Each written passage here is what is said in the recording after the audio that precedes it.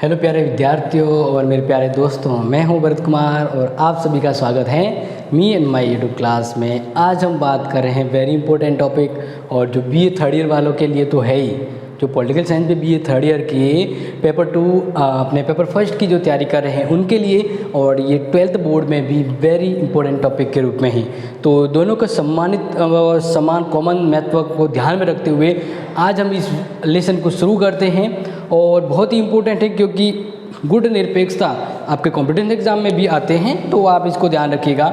तो जैसे कि आपको पता है, हम कंटिन्यू बीए थर्ड ईयर के जो वीडियो पढ़ रहे हैं उसमें वर्ल्ड वॉर के जो वीडियो थे वो हमने देखे, जो 12th में भी हैं। इसके बाद सेकेंड विश्व युद्ध समाप्त होने के बाद शीत युद्ध के उपरांत गुट निरपेक्ष नीति क्या महत्व रखती है, क्योंकि अगर आपको पता हो तो गुट निरपेक्षता है उसका उदय भी शीत युद्ध के दौरान ही होता है। यानी अभी हम पढ़ रहे हैं गुट निरपेक्षता का उदय, कि ये गुट निरपेक्षता है ये कैसे उदय होता है, ये कैसे अस्तित्व में आता है।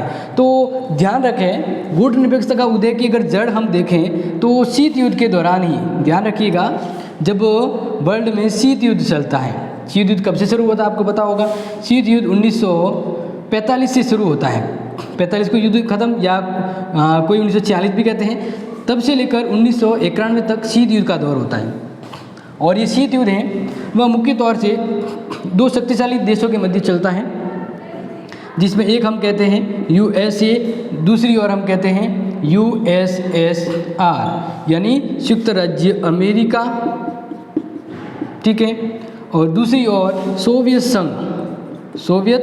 संघ जिसका प्रमुख नेतृत्व है वो रूस के द्वारा होता है। तो इनके मध्य सेकेंड वर्ल्ड वॉर के बाद अपने अपने प्रभाव को लेकर दोनों देशों में सर्वश्रेष्ठता चलती है। तो लड़ाई हथियारों की लड़ाई ना होकर विचारों की लड़ाई होती है। तो इस दरमियान ध्यान रखिएगा, इस दरमियान जब ये दोनों अपने शक्ति के लिए लड़ते हैं, इस दरमियान एशिया और अफ्रीका में नए देश स्वतंत्र होते हैं, या स्वतंत्र नए देश का निर्माण होता है। स्वतंत्र नए देशों का निर्माण होता है, ठीक है। अब ध्यान रखिएगा, जब स्वतंत्र रूप में नए देशों का निर्माण होता है, आप भी ध्यान रखें, तो इसी के मध्य में यानी 1947 से देश आज़ाद होता है। तो इस तरह भारत के साथ और भी ऐसे देश हैं जो आज़ाद होते हैं। अब उनके सामने ये समस्या होती है कि उनके ऊपर दबाव आता है कि वह अमेरिका के साथ जुड़े या इसके साथ जुड़े। अमेरिका दबाव डालता है, या उस समय की ऐसी परिस्थितियाँ होती है कि हर देश को ये कहा जाता है कि आपको किसी न किसी गुट में होना होगा, वरना आपको किसी भी के द्वारा कुचला जाएगा। तो दो गुटों में से किसी भी गुट में आने के लिए दबाव, प्रेशर पड़ता है।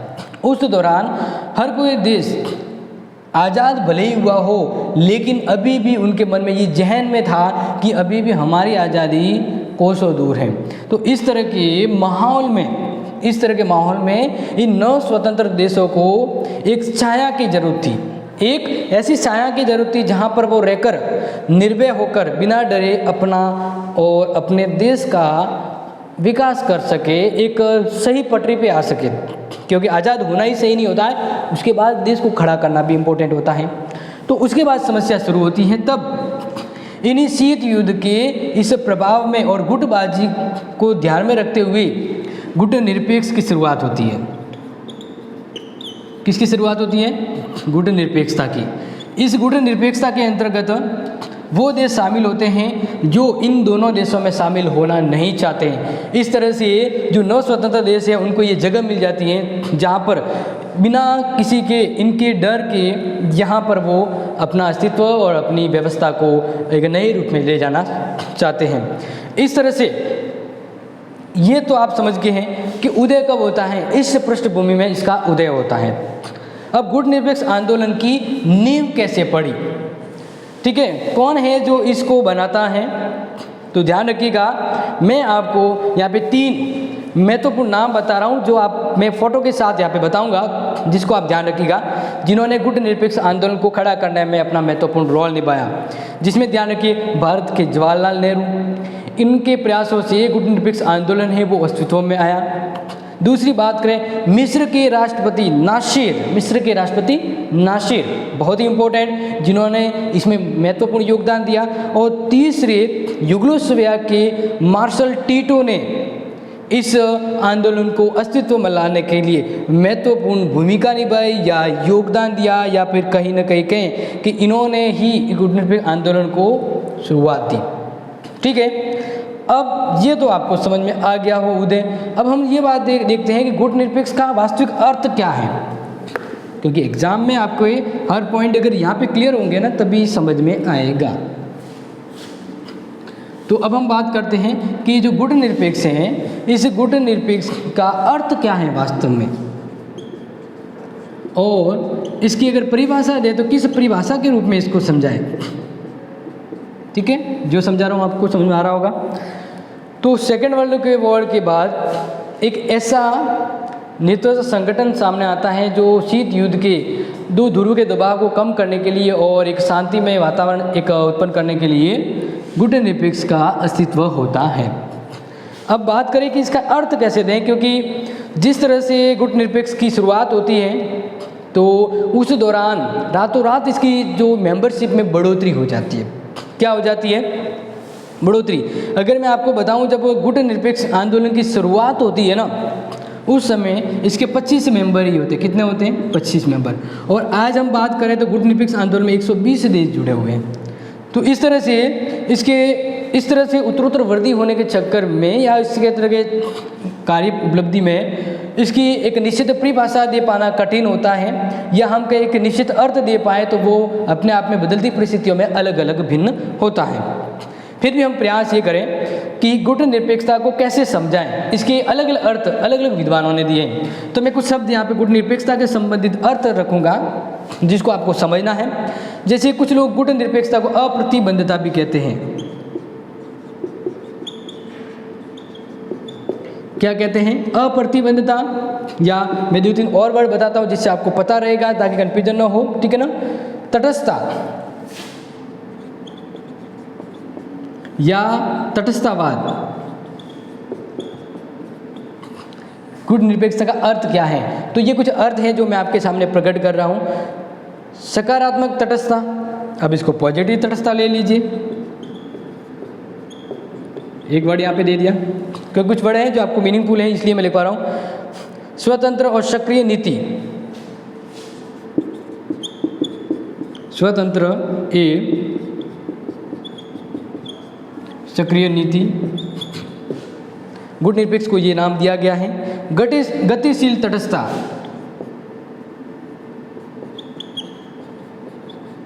गतिशील तटस्थता।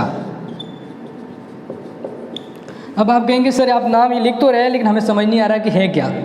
बिल्कुल आपको समझाएंगे, क्योंकि इसका वीडियो में पढ़ाने का उद्देश्य यही है कि जो समय दे रहे हैं वो पूरा यूजफुल हो, फालतू समय ना जाए।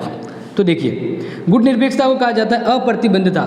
मतलब यहाँ पे कहा गया कि किसी भी दूसरे के प्रति कोई प्रतिबंधता ना हो, उसको कहा जाता है। गुटनिरपेक्षता का एक मतलब होता है तटस्थता, कि हमें किसी भी ऐसी परिस्थिति से किनारा करना जिससे हमारा कोई औचित्य कोई मतलब ना हो।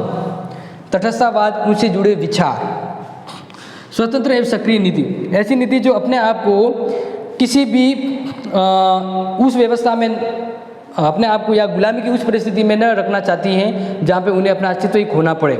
इस तरह से ये अपने आप को स्वतंत्र और सक्रिय रखने की एक व्यवस्था नीति है। और गतिशील तटस्थता, यानी समयानुसार ये अपने आप में इस तटस्थता की नीति को बदलती है। अब देखिए, अब हम अपने शब्दों में कहें गुटनिरपेक्षता कैसे याद रखें, तो इसका मतलब है गुटनिरपेक्षता यहाँ पे डेफिनेशन के रूप में मैं बताऊं, क्योंकि वैसे परिस्थितियाँ ये ऐसी रही उस समय कि कोई भी एक निश्चित गुटनिरपेक्षता की परिभाषा नहीं दे पाए, लेकिन हमें अपने अकॉर्डिंग अगर बुक में लिखना है तो कैसे याद रखें, ये जरूरी है। तो ध्यान रखिएगा, विश्व के किसी भी ऐसे संगठन,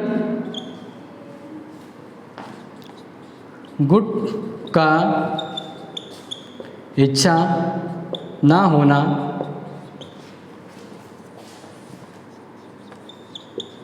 जिसका स्वरूप सैनिकी हो या साम्राज्यवाद। तो यहाँ पे रखा गया कि गुटनिरपेक्ष का मतलब ये है कि विश्व के अंदर उस समय क्या था कि जब हम बात कर रहे हैं अमेरिका की और रूस की, वो जो शीत युद्ध का जो दौर चल रहा था उस समय इनके द्वारा क्या हुआ, इसने एक गुट बनाया था नाटो। क्या बनाया था? नाटो। और इसने बनाया था वारसा। क्या बनाया था? वारसा। ये दोनों सैनिक गुट थे और ये दूसरे देशों से कहते थे कि रूस, अमेरिका कहता था कि मेरे साथ, मेरे अंदर जुड़ो, मैं आपको सब तरह की सुरक्षा दूंगा, लेकिन मुझे शक्तिशाली बनना है। इस तरह से ये भी कहता था। तो अगर पूरा विश्व इन गुटबाजी में जुड़ जाता तो पक्का तीसरा युद्ध और घमासान होता। लेकिन शीत युद्ध है, उसने क्या किया, दोनों ही सैनिकी नेचर वाले गुटों से दूर रह के अपना एक अस्तित्व बनाए रखा और इस शीत युद्ध को जहाँ तक हो सके शांत रखा। शीत युद्ध काफ़ी इंपॉर्टेंट रहा। तो इस तरह से आप ये समझ गए होंगे कि किसी भी ऐसे संगठन या देश या गुट से नहीं जुड़ना जिसका स्वरूप क्या हो, सैनिकी हो या साम्राज्यवाद हो। इस तरह से यह उस चीज़ होती है अलग रहता है, यानी तटस्थ रहता है। लेकिन ऐसा नहीं है कि इनसे बिल्कुल अलग रह के इनके नाता ही नहीं रखना, नहीं। सीधी का मतलब है ऐसे गुटों से दूर रहते हुए इस राजनीति में जहाँ तक हो सके हमें शांति और सक्रिय नीति का पालन करना है। यही है गुटनिरपेक्षता का अर्थ और परिभाषा। समझ में आया होगा, क्योंकि अलग अलग विचारकों ने अलग अलग परिभाषा दी है, लेकिन कोई निश्चित परिभाषा हम नहीं दे पाते, इसलिए ये चीज़ ध्यान रखना है। ठीक है, अब बारी आती है यहाँ से कि गुटनिरपेक्ष आंदोलन की या गुटनिरपेक्ष अस्तित्व में कब आता है। तो आपको पता होगा 3 विद्वानों ने गुटनिरपेक्ष आंदोलन को बनाने में योगदान दिया और इसका जो सम्मेलन था मैं आपको समझा रहा हूँ ताकि कोई भी डाउट न रहे। पूरे नंबर आए इस टॉपिक से। अगर आपने इस चैनल को समय दिया है तो ये मेरा भी कर्तव्य बनता है कि आप जो भी समझे पूरा समझें। जैसे कहते हैं कोर्ट में कसम खाता हो जो खाऊंगा सही खाऊंगा गलत नहीं करके, ऐसे कोई आती है ना, जैसे मुंह में देखा गीता की कसम खाते हैं। तो वैसे भी ये चैनल भी अगर आपने सही समय दिया है तो बिल्कुल मेरी ये जिम्मेदारी आपको सही समझ में आ जाए। ठीक है, आगे देखिए। और ये भी ध्यान रखना है अपना ये जो चैनल है me and my YouTube class, इसको आगे बढ़ाना आपकी भी जिम्मेदारी है। जिस तरह से मेरा प्रयास आपके लिए, आपका प्रयास भी इस चैनल के प्रति होना चाहिए। तो गुटनिरपेक्ष आंदोलन की जब हम बात करें तो 1961 में बेलग्रेड के अंदर इसका प्रथम सम्मेलन होता है। क्या होता है? प्रथम सम्मेलन होता है। ठीक है ना, ये ध्यान रखिएगा। इसके बाद से लेकर इसका अस्तित्व काफ़ी मजबूत हो गया आज, और इसके अंतर्गत बहुत ही इम्पोर्टेंट व्यवस्थाएं रखी गई। अब ये ध्यान रखिए कि गुटनिरपेक्ष आंदोलन के इस गुटनिरपेक्ष व्यवस्था, इस नीति का या इसका अंग बनने के लिए अगर कोई सदस्य इसका मेंबर बनना चाहता है तो इसे किन शर्तों का पालन करना पड़ता है। प्रश्न ये आएगा कि कोई देश अगर गुटनिरपेक्ष आंदोलन या गुटनिरपेक्ष की इस संगठन से जुड़ना चाहता है तो उन्हें किन शर्तों का पालन करना होगा। समझ में आ रहा है? तो 5 शर्तें बताई गई हैं। गुटनिरपेक्ष आंदोलन से जुड़ने की 5 शर्तें बताई गई हैं जो शायद आप ध्यान रखेंगे।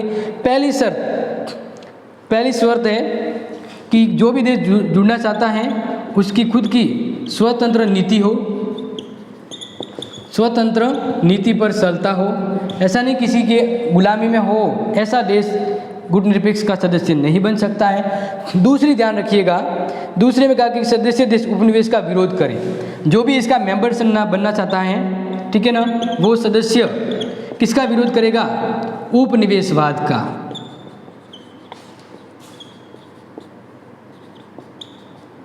उपनिवेशवाद का विरोध करे। जैसे भारत किसका उपनिवेश था? ब्रिटेन का। तो ऐसे देश जो किसी दूसरे को अपने कब्जे में रहकर उपनिवेश बनाकर उसका फ़ायदा उठाते हैं, ऐसे देशों का विरोध करें, वही देश इसके मेंबर बन सकते हैं। फिर नेक्स्ट बात आती है कि सदस्य देश किसी भी सैनिक गुट का मेंबर हो। Very important. तीसरी कंडीशन ये होगी कि कोई भी देश है वह किसी भी सैनिक गुट का सदस्य न हो। सैनिक गुट का सदस्य न हो। जो भी इसके मेंबर हैं वो जैसे नाटो या वारसा, ये सैनिक गुट है, इसका मेंबर नहीं होना चाहिए, क्योंकि इसका उद्देश्य एक सहयोगी सकारात्मक नीति और आर्थिक विकास करना है और गुटबाजी जैसी व्यवस्थाओं से दूर रहना है। तो इस तरह से जो इनका इनके निकट है वो यहाँ पर नया है, इसलिए इनकी दूरियों वाला ही जो सैनिक गुट में नहीं है वो इसका मेंबर बन सकता है। चौथी जो शर्त थी वो सी कि द्विपक्षीय समझौता न किया हो। क्या क्या हो? द्विपक्षीय।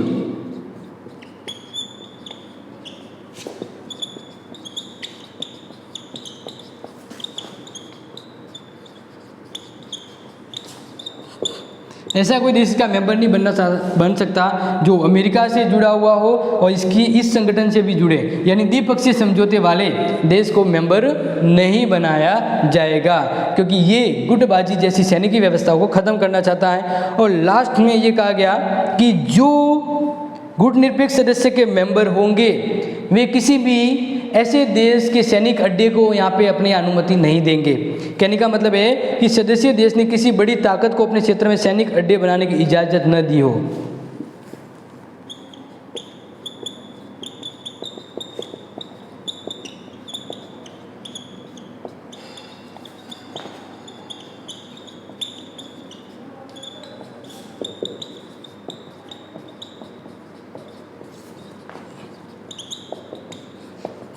जैसे इन्होंने क्या किया था कि इन्होंने अपनी शक्ति को बढ़ाने के लिए विभिन्न छोटे मोटे देशों पर अपने सैनिक अड्डे जमा दिए थे, इस तरह से ये अपनी धाक दूसरों पे जमा सके।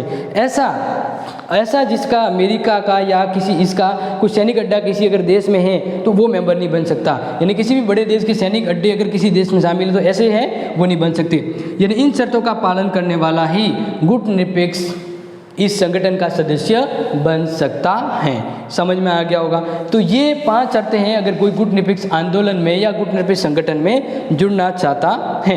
अब हम बात ये कर रहे हैं नेक्स्ट इम्पोर्टेंट जो आपको ध्यान रखिएगा, ये एग्जाम में आ सकता है, वो है गुटनिरपेक्ष को प्रोत्साहन देने वाले कारक। यानी ऐसे क्या तत्व हैं जो इस गुटनिरपेक्ष को बढ़ावा दिया, ऐसी क्या चीज़ें हैं जिन्होंने गुटनिरपेक्ष के इस चीज़ का या इस संगठन को और ज़्यादा बढ़ावा दिया, ऐसे कौन सी बातें हैं, तो वो हम यहाँ पे लिख रहे हैं। ध्यान रखिएगा, बहुत इंपॉर्टेंट है।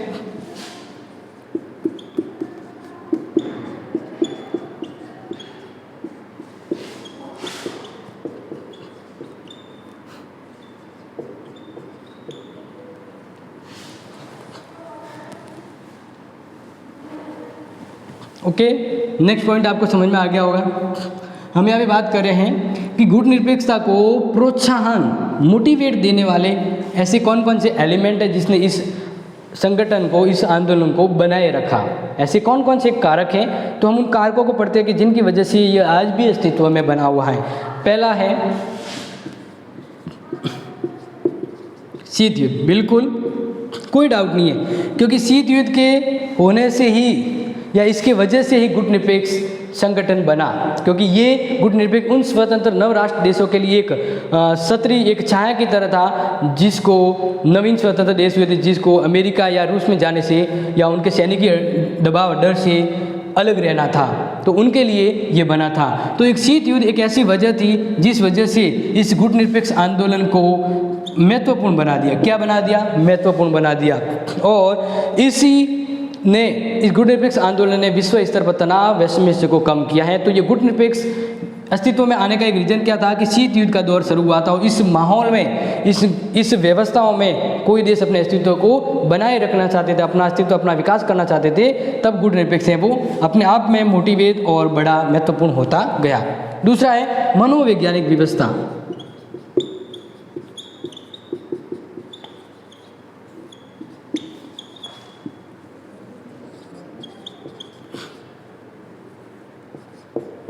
मनोवैज्ञानिक व्यवस्था का मतलब यहाँ पे समझ लीजिएगा, जैसे मैं आपको बताऊँ कुछ चीज़ें इंपॉर्टेंट है, वो ये है कि व्यवस्था का मतलब होता है कि बस वो एक ही सहारा है।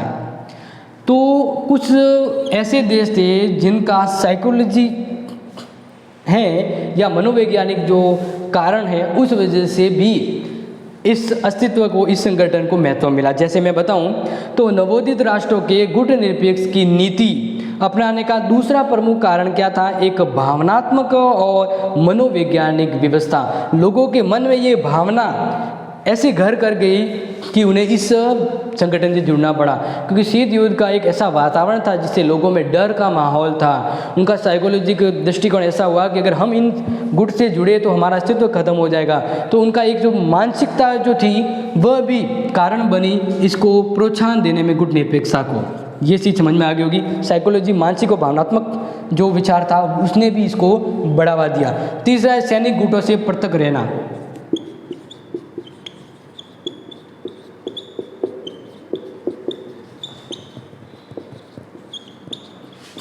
आपको पता होगा क्योंकि शीत युद्ध के समय 2 गुट बने थे, एक तो था नाटो और एक था इसके अलावा और भी थे, सीटो, सेंटो और हम बात करें वारसा।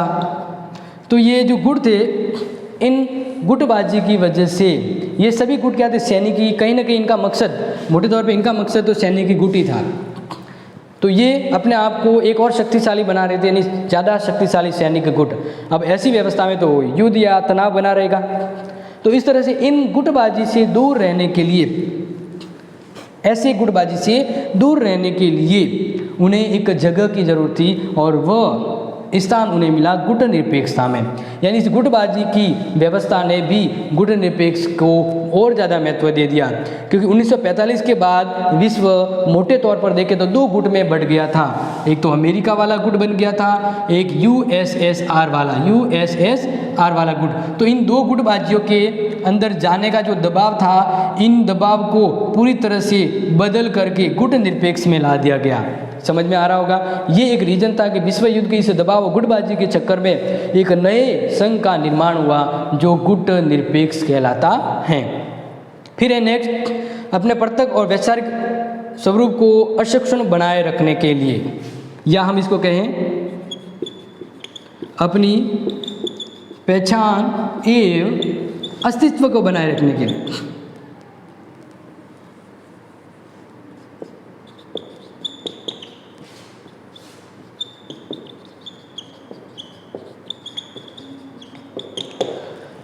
जैसे मान लीजिए अगर हम कोई नया राष्ट्र स्वतंत्र हुआ है और वह अमेरिका के साथ जुड़ जाता है, तो अब किसी दूसरे से गुलाम होकर और तीसरे के अंदर जाएगा तो मतलब वो गुलामी का गुलाम है, आज़ाद नहीं है। और साथ ही साथ अगर वो किसी दूसरे देश के साथ जुड़ जाता है तो उसे अपने देश की रीति रिवाज, संस्कृति, कल्चर, परंपराएं सब भूलना होगा या अंदर ही अंदर दबाना होगा, क्योंकि वह जिस देश में जाएगा वो देश शक्तिशाली, उसके ही क्रियाकलाप, रीति रिवाज मानने होंगे। इस तरह से जो देश है उन्हें ये डर और माहौल ऐसा घर कर गया, पैदा हो गया कि अब हमें हमारा अस्तित्व बनाए रखना है, हमें हमारी कल्चर, रीति रिवाज, हमारे देश का एक वैल्यू, एक इज्जत बनाए रखनी है अपने आप की। तो इसलिए ऐसे विचार ने अपने विभिन्न देशों को अपनी पहचान और अस्तित्व को बनाए रखने के लिए इन कारणों से भी गुट निरपेक्ष को अपने आप में महत्वपूर्ण बनाते गए। या कारण अगर कहें कि ऐसे कौन से मोटिव थे जिन वजह से गुट निरपेक्ष को इतना महत्वपूर्ण बनाया, तो ये भी एक कारण था जिस वजह से गुट निरपेक्ष है वो काफ़ी अपने आप में अस्तित्वशाली और मोटिव होता गया। नेक्स्ट बात करें स्वतंत्र विदेश नीति के संचालन की अभिलाषा।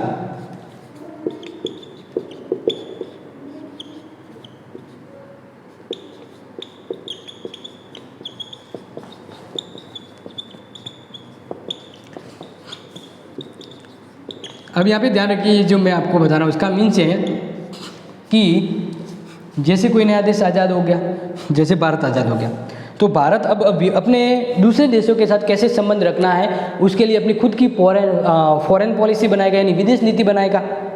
तो हर देश स्वतंत्र होकर अपनी खुद की एक नई विदेश नीति बनाना चाहता था, ताकि वह एक स्वतंत्र रह करके किसी देश के साथ कैसा संबंध रखना है, कैसा व्यवहार रखना है, व्यापार करना है, वह खुद डिसाइड कर सके। तो हर देश अपनी स्वतंत्र विदेश नीति चाहता था और चाहता था कि मैं मेरे हिसाब से ही दूसरे देशों से संबंध रखूं। ऐसा अवसर और ऐसा मौका देने की इसकी जो अभिलाषा थी उसको पूरा करने में गुट निरपेक्ष ने काफ़ी योगदान दिया। तो ये मोटिव था इसका, यानी इन्हीं कारणों से गुट निरपेक्ष अपने आप में अस्तित्व में बनता चला गया। और लास्ट इंपॉर्टेंट कारण हम जानते हैं वो है आर्थिक कारक। ध्यान रखिएगा, हर देश जब आज़ाद होता है तो भारत जैसी स्थिति होती है, न तो उसके लिए कोई व्यवस्था होती खाने पीने की, न स्थायी घर होता है, एक भंगार हो जाती है, यानी सोने की चिड़िया, एक हड्डियों की चिड़िया रह जाती है, जैसे भारत की हो गई थी।